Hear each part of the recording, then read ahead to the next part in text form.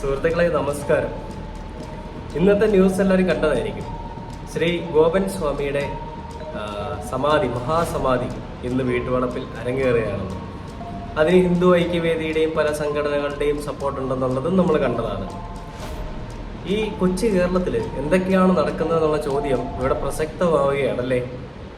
എന്തൊക്കെയാ? ചുമട്ട് തൊഴിലാളിയായിരുന്ന ഒരു അച്ഛൻ, അദ്ദേഹം മരണപ്പെട്ടിട്ട് അദ്ദേഹത്തിനെ സമാധി ഇരുത്തുക, അത് ഞാൻ കഴിഞ്ഞ ദിവസം വീഡിയോയിൽ പറഞ്ഞ പോലെ തന്നെ ഒരു പബ്ലിസിറ്റി കൊടുത്തുകൊണ്ട്, ഇനിയിപ്പോൾ അവർക്ക് ഒരു പബ്ലിസിറ്റിയുടെ ആവശ്യമില്ല, ഓൾറെഡി മാധ്യമങ്ങൾ തന്നെ പബ്ലിസിറ്റി കൊടുത്തു കഴിഞ്ഞു.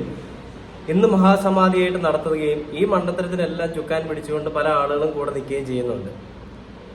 അപ്പോൾ നാളെ വീണ്ടും ഒരു സമാധി വന്നു കഴിഞ്ഞാൽ ഈ ഐക്യവേദി, ഹിന്ദു ഐക്യവേദി, പല സംഘടനകളും അതിൻ്റെ ഒപ്പം നിൽക്കുമോ?